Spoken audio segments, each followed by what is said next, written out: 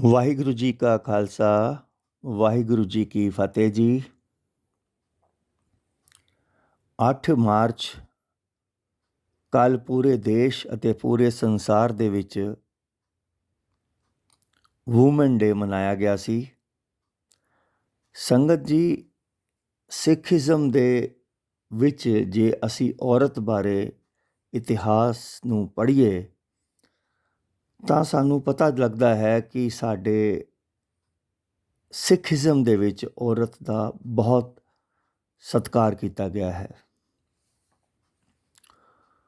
ਗੁਰੂ ਨਾਨਕ ਸਾਹਿਬ ਤੋਂ ਲੈ ਕੇ ਲਗਭਗ ਸਾਰੇ ਸਿੱਖ ਗੁਰੂਆਂ ਨੇ ਔਰਤ ਨੂੰ ਆਦਰ ਅਤੇ ਸਨਮਾਨ ਦਿੱਤਾ ਹੈ। ਇਹਨਾਂ ਦੀ ਉਚਾਰੀ ਬਾਣੀ ਵਿੱਚ ਇਸ ਦੇ ਕਈ ਪ੍ਰਮਾਣ ਸਾਨੂੰ ਵੇਖਣ ਨੂੰ ਮਿਲਦੇ ਨੇ, ਜੋ ਗੁਰੂ ਗ੍ਰੰਥ ਸਾਹਿਬ ਜੀ ਵਿੱਚ ਵੀ ਦਰਜ ਹਨ। ਅੱਜ ਅਸੀਂ ਵੂਮਨ ਡੇ ਦੇ ਮੌਕੇ 'ਤੇ ਸਿੱਖੀਜ਼ਮ ਦੇ ਵਿੱਚੋਂ ਹੀ ਲਗਭਗ ਇੱਕ ਅਣਛੋਹੀ ਘਟਨਾ ਨੂੰ ਲੈ ਰਹੇ ਹਾਂ, ਜਿਸ ਵਿੱਚ ਔਰਤ ਦਾ ਸਤਿਕਾਰ, ਔਰਤ ਦਾ ਸਨਮਾਨ ਬਹੁਤ ਸੁੰਦਰ ਸਾਨੂੰ ਵੇਖਣ ਨੂੰ ਮਿਲਦਾ ਹੈ। ਇਸ ਘਟਨਾ ਦਾ ਆਮ ਤੌਰ 'ਤੇ ਸਿੱਖੀਜ਼ਮ ਦੇ ਪ੍ਰਚਾਰਕਾਂ ਨੇ ਜ਼ਿਕਰ ਆਪਣੀਆਂ ਵਿਚਾਰਾਂ ਵਿੱਚ ਬਹੁਤ ਘੱਟ ਕੀਤਾ ਹੈ। ਸੰਗਤ ਜੀ, ਅੱਜ ਅਸੀਂ ਵਿਚਾਰ ਕਰਾਂਗੇ ਜਦੋਂ ਮਲਿਕਾ-ਏ ਹਿੰਦੁਸਤਾਨ ਨੂਰ ਜਹਾਂ ਜਦੋਂ ਗੁਰੂ ਹਰਗੋਬਿੰਦ ਸਾਹਿਬ ਜੀ ਨੂੰ ਮਿਲੀ। ਆਪਣੀ ਵਿਚਾਰ ਸ਼ੁਰੂ ਕਰਨ ਤੋਂ ਪਹਿਲਾਂ ਅਸੀਂ ਨੂਰ ਜਹਾਂ ਬਾਰੇ, ਇਹਨਾਂ ਦੇ ਜਨਮ ਬਾਰੇ ਅਤੇ ਹੋਰ ਪਰਿਵਾਰ ਬਾਰੇ ਅਸੀਂ ਜਾਣ ਲੈਂਦੇ ਹਾਂ। ਮਲਿਕਾ-ਏ ਹਿੰਦੁਸਤਾਨ ਨੂਰ ਜਹਾਂ, ਜੋ ਕਿ ਇੱਕ ਬਹੁਤ ਹੀ ਸੁੰਦਰ ਔਰਤ ਸੀ, ਉਸ ਦਾ ਅਸਲੀ ਨਾਮ ਜੋ ਪਹਿਲੇ ਸੀ ਉਹ ਸੀ ਮਹਿਰੂਨਿਸ਼ਾ।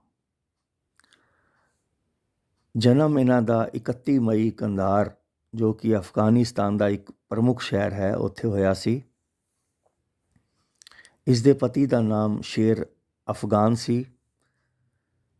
ਇਸ ਦੀ ਇੱਕ ਲੜਕੀ ਵੀ ਸੀ ਜਿਸ ਦਾ ਨਾਮ ਲਾਡਲੀ ਬੇਗਮ ਸੀ। ਇਹਨਾਂ ਦੀ ਮਾਤਾ ਦਾ ਨਾਮ ਅਸਮਤ ਬੇਗਮ ਸੀ। ਉਸ ਵੇਲੇ ਦੇਸ਼ ਵਿੱਚ ਮੁਗਲ ਸ਼ਾਸਕ ਜਹਾਂਗੀਰ ਦਾ ਰਾਜ ਸੀ। ਜਹਾਂਗੀਰ ਦੀ ਮੁਗਲੀ ਸੈਨਾ ਨੇ ਕਿਸੇ ਜੰਗ ਵਿੱਚ ਨੂਰ ਜਹਾਂ ਦੇ ਪਤੀ ਸ਼ੇਰ ਅਫਗਾਨ ਦਾ ਕਤਲ ਕਰ ਦਿੱਤਾ ਅਤੇ ਉਸ ਦੀ ਪਤਨੀ ਨੂਰ ਜਹਾਂ ਨੂੰ ਹਿੰਦੁਸਤਾਨ ਲੈ ਆਏ। ਫਿਰ ਕੁਝ ਸਮੇਂ ਬਾਅਦ ਜਹਾਂਗੀਰ ਨੇ ਨੂਰ ਜਹਾਂ ਦੇ ਨਾਲ ਨਿਕਾਹ ਕਰ ਲਿਆ। ਨੂਰ ਜਹਾਂ ਇੱਕ ਬਹੁਤ ਹੀ ਬੁੱਧੀਮਾਨ ਅਤੇ ਬਹੁਤ ਹੀ ਪ੍ਰਭਾਵੀ ਸੁਭਾਅ ਦੀ ਮਾਲਿਕ ਸੀ। ਉਸ ਨੇ ਜਹਾਂਗੀਰ ਦੇ ਰਾਜ ਨੂੰ ਸਹੀ ਢੰਗ ਦੇ ਨਾਲ ਚਲਾਉਣ ਦੇ ਲਈ ਆਪਣੀ ਸਲਾਹ ਸਮੇਂ-ਸਮੇਂ ਜਹਾਂਗੀਰ ਨੂੰ ਦਿੱਤੀ। ਗੁਰੂ ਹਰਗੋਬਿੰਦ ਸਾਹਿਬ ਜੀ, ਜੋ ਉਸ ਵਕਤ ਸਿੱਖਾਂ ਦੇ ਗੁਰੂ ਸੀ, ਨੂਰ ਜਹਾਂ ਬੜਾ ਆਦਰ ਅਤੇ ਸਨਮਾਨ ਪਾਤਸ਼ਾਹ ਦਾ ਕਰਦੀ ਸੀ। ਗੁਰੂ ਸਾਹਿਬ ਦੇ ਚੰਗੇ ਸੁਭਾਅ ਅਤੇ ਚੰਗੇ ਵਿਅਕਤਿਤਵ ਤੋਂ ਨੂਰ ਜਹਾਂ ਬਹੁਤ ਹੀ ਪ੍ਰਭਾਵਿਤ ਸੀ। ਗੁਰੂ ਸਾਹਿਬ ਜੀ ਦੀ ਅਜ਼ਮਤ ਬਾਰੇ ਉਹ ਪੂਰਾ ਜਾਣਦੀ ਸੀ। ਇੱਕ ਦਿਨ ਸ਼ਾਲੀਮਾਰ ਬਾਗ ਦੇ ਵਿੱਚ ਬੈਠੀ ਹੋਈ ਆਪਣੇ ਪਤੀ ਬਾਦਸ਼ਾਹ ਜਹਾਂਗੀਰ ਨੂੰ ਉਹ ਕਹਿੰਦੀ ਹੈ ਕਿ ਮੈਂ ਵੀ ਗੁਰੂ ਦੇ ਦੀਦਾਰ ਕਰਨ ਜਾਣਾ ਹੈ। ਜਹਾਂਗੀਰ ਕਹਿੰਦਾ ਹੈ, ਠੀਕ ਹੈ, ਬਿਲਕੁਲ ਜਾ ਸਕਦੀ ਹੈ। ਹੁਣ ਹਿੰਦੁਸਤਾਨ ਦੀ ਉਹ ਮਲਿਕਾ ਸੀ। ਸਵੇਰੇ ਦਿਨ ਚੜ੍ਹਿਆ, ਬੜਾ ਸ਼ਿੰਗਾਰ ਕਰਕੇ ਗੁਰੂ ਸਾਹਿਬ ਦਾ ਦੀਦਾਰ ਕਰਨ ਵਾਸਤੇ ਉਹ ਗਈ। ਇਤਿਹਾਸ ਦੱਸਦਾ ਹੈ ਕਿ ਜਿਹੜਾ ਉਸਨੇ ਉਸ ਵਕਤ ਲਹਿੰਗਾ ਪਹਿਨਿਆ ਹੋਇਆ ਸੀ, ਜਿਹੜੀ ਪੋਸ਼ਾਕ ਉਸਨੇ ਉਸ ਵਕਤ ਪਹਿਨੀ ਹੋਈ ਸੀ, ਉਸ ਵਿੱਚ ਹੀਰੇ ਅਤੇ ਮੋਤੀਆਂ ਦੀ ਇੰਨੀ ਭਾਰੀ ਕਸ਼ੀਦਾਕਾਰੀ ਅਤੇ ਐਮਬਰਾਇਡਰੀ ਹੋਈ ਸੀ ਕਿ ਉਹ ਉਸ ਦੇ ਭਾਰ ਦੇ ਨਾਲ ਉਹ ਟੁਰ ਵੀ ਨਹੀਂ ਸੀ ਸਕਦੀ। ਉਸ ਦੀਆਂ 22 ਕਨੀਜ਼ ਔਰਤਾਂ ਨੇ ਜੋ ਉਸ ਦੀਆਂ ਨੌਕਰਾਣੀਆਂ ਸੀ, ਉਹਨਾਂ ਨੇ ਇੱਕ ਇੱਕ ਕਲੀ ਉਸ ਦੇ ਲਹਿੰਗੇ ਦੀ ਉਹਨਾਂ ਨੇ ਪਕੜੀ ਅਤੇ ਫਿਰ ਉਹ ਗੁਰੂ ਸਾਹਿਬ ਦੇ ਦੀਦਾਰ ਕਰਨ ਵਾਸਤੇ ਗਈ। ਸਵੇਰ ਦਾ ਸਮਾਂ ਸੀ। ਗੁਰਦੇਵ ਪਾਤਸ਼ਾਹ ਨਿਤਨੇਮ ਦੇ ਵਿੱਚ ਲੀਨ ਸੀ। ਜਿਸ ਵੇਲੇ ਨੂਰ ਜਹਾਂ ਗੁਰੂ ਦਰਬਾਰ ਦੇ ਵਿੱਚ ਆਈ, ਗੁਰੂ ਸਾਹਿਬ ਨੇ ਉਸ ਨੂੰ ਵੇਖਿਆ ਤਾਂ ਆਪਣੀ ਜ਼ੁਬਾਨ ਦੇ ਵਿੱਚੋਂ ਇੱਕ ਹੀ ਸ਼ਬਦ ਕਿਹਾ। ਸ਼ਬਦ ਬਹੁਤ ਪਿਆਰਾ ਸੀ। ਗੁਰੂ ਸਾਹਿਬ ਨੇ ਕਿਹਾ, ਜੋ ਸ਼ਬਦ ਉਹਨਾਂ ਨੇ ਵਰਤਿਆ, ਗੁਰੂ ਸਾਹਿਬ ਜੀ ਦੀ ਉਮਰ ਉਸ ਵਕਤ ਲਗਭਗ 28.5 ਸਾਲ ਸੀ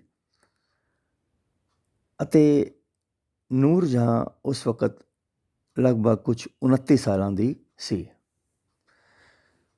ਸ਼ਬਦ ਉਹਨਾਂ ਨੇ ਵਰਤਿਆ, ਐਸਾ ਸਾਜ ਸ਼ਿੰਗਾਰ ਕਰ ਪੁੱਤਰੀ ਪਾਏ ਖੁਦਾਏ। ਬੇਟਾ, ਜਿੰਨੇ ਕੀਮਤੀ ਗਹਿਣਿਆਂ ਦਾ ਸ਼ਿੰਗਾਰ ਆਪਣੇ ਤਨ 'ਤੇ ਕਰਕੇ ਤੂੰ ਆਈ ਹੈ, ਜੇ ਖੁਦਾ ਦੇ ਨਾਮ ਦਾ ਸ਼ਿੰਗਾਰ ਆਪਣੇ ਮਨ ਦੇ ਵਿੱਚ ਤੂੰ ਕੀਤਾ ਹੁੰਦਾ ਤੇ ਤੂੰ ਸੱਚਮੁੱਚ ਖੁਦਾ ਨੂੰ ਪਾ ਲੈਣਾ ਸੀ। ਗੁਰੂ ਸਾਹਿਬ ਦੇ ਚਰਨਾਂ 'ਤੇ ਉਸਨੇ ਸਿਰ ਰੱਖ ਦਿੱਤਾ। ਆਪਣੇ ਹੰਝੂਆਂ ਦੇ ਨਾਲ ਉਸਨੇ ਗੁਰੂ ਸਾਹਿਬ ਦੇ ਚਰਨ ਧੋ ਦਿੱਤੇ। ਇਤਿਹਾਸ ਦੇ ਵਿੱਚ ਇਸ ਦਾ ਜ਼ਿਕਰ ਹੈ। ਨਾਲ ਹੀ ਉਸਨੇ ਇੱਕ ਸਵਾਲ ਕੀਤਾ, ਸਿੱਖਾਂ ਦੇ ਗੁਰੂਆ, ਤੇਰੀ ਨੌਜਵਾਨੀ ਦੀ ਉਮਰ ਹੈ, ਦੁਨੀਆ ਦੀ ਖੂਬਸੂਰਤੀ ਜੋ ਹੈ ਤੇਰੇ ਚਰਨਾਂ 'ਤੇ ਝੁਕਦੀ ਹੈ, ਤੇਰੇ ਮਨ ਵਿੱਚ ਵਿਕਾਰ ਕਿਉਂ ਨਹੀਂ ਪੈਦਾ ਹੁੰਦੇ? ਉਸ ਨੇ ਇੱਥੇ ਦਰਅਸਲ ਆਪਣਾ ਦਰਦ ਬਿਆਨ ਕੀਤਾ ਸੀ ਕਿ ਜਹਾਂਗੀਰ ਨੇ ਉਸ ਦੇ ਪਤੀ ਨੂੰ ਮਾਰ ਕੇ ਉਸ ਦੇ ਨਾਲ ਨਿਕਾਹ ਕਰ ਲਿਆ ਸੀ। ਖੈਰ, ਉਸ ਨੇ ਕਿਹਾ ਕਿ ਸਿੱਖਾਂ ਦੇ ਗੁਰੂਆ, ਤੇਰੇ ਮਨ ਦੇ ਵਿੱਚ ਵਿਕਾਰ ਕਿਉਂ ਨਹੀਂ ਪੈਦਾ ਹੁੰਦੇ? ਹੁਣ ਗੁਰੂ ਸਾਹਿਬ ਜੀ ਨੇ ਕੀ ਜਵਾਬ ਦਿੱਤਾ? ਕਹਿੰਦੇ, ਬੇਟਾ, ਮੈਨੂੰ ਕਿਸੇ ਸਮੇਂ ਵੀ ਮੌਤ ਨਹੀਂ ਭੁੱਲਦੀ। ਮੈਂ ਸਦਾ ਮੌਤ ਨੂੰ ਯਾਦ ਰੱਖਦਾ ਹਾਂ।